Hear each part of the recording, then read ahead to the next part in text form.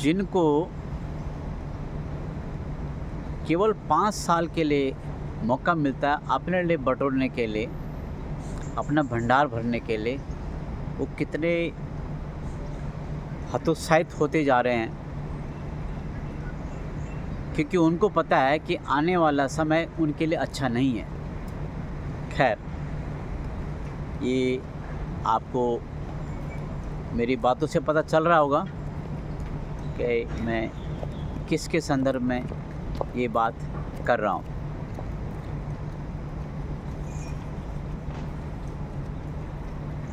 मित्रों, दूरदर्शी से विश्लेषण में आपका एक बार फिर अभिनंदन।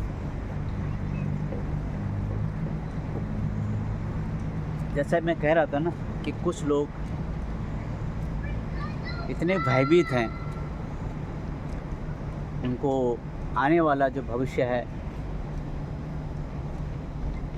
उसमें कुछ दाल में काला नज़र आ रहा है। मैं ये कहूँगा कि वो समय उनके लिए काला है। क्यों?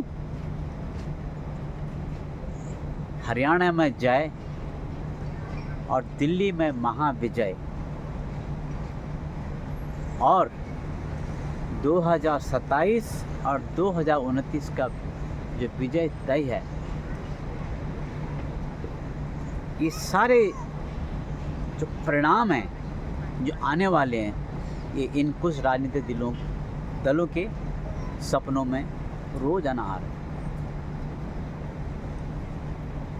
ये बहुत घबराए हुए हैं कि विजय, महाविजय, और फिर 27 और 29 में फिर उनकी सरकार तय।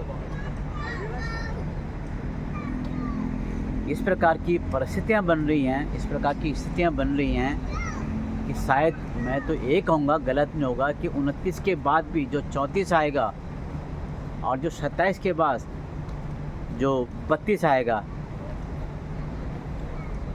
ये उधर तक भी नहीं पहुँचेंगे। तो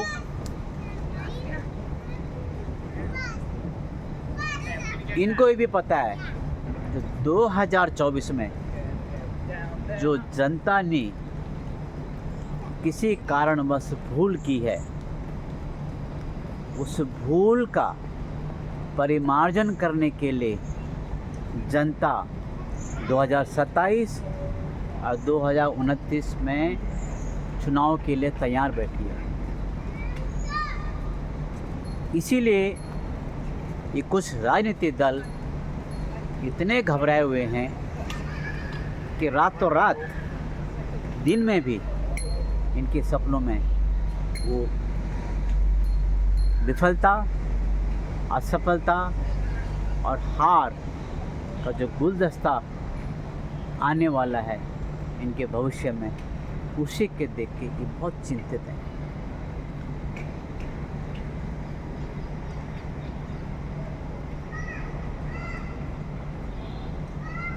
कुछ,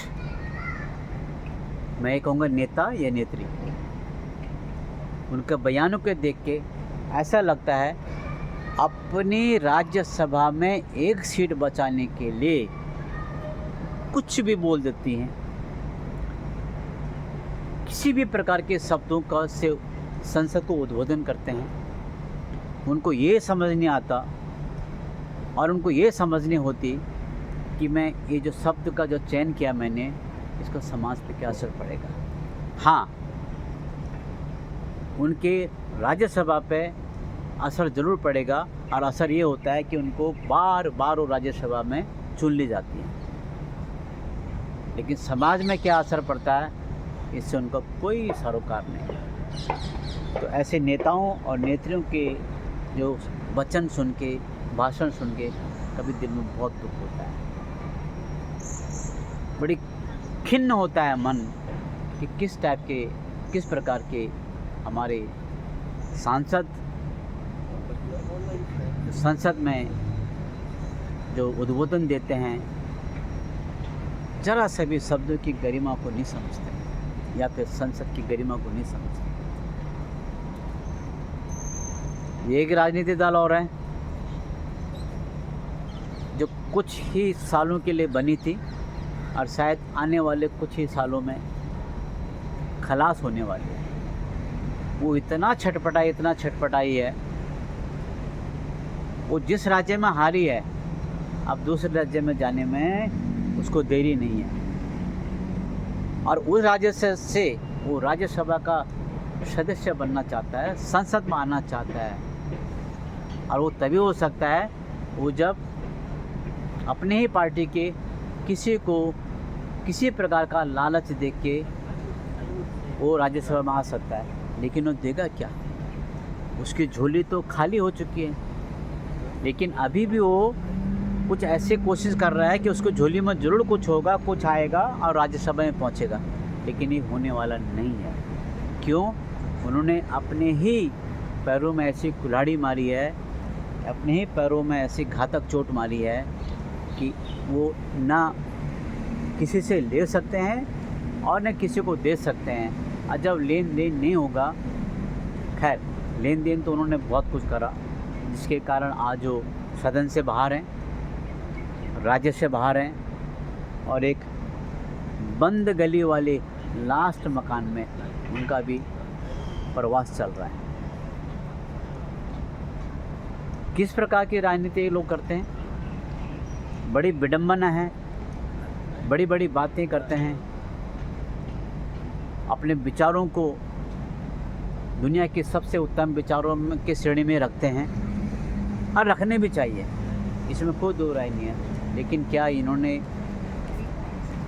कभी जनता के लिए, कभी देश के लिए कुछ भी करा, कुछ भी अच्छा काम करा तो बताइए?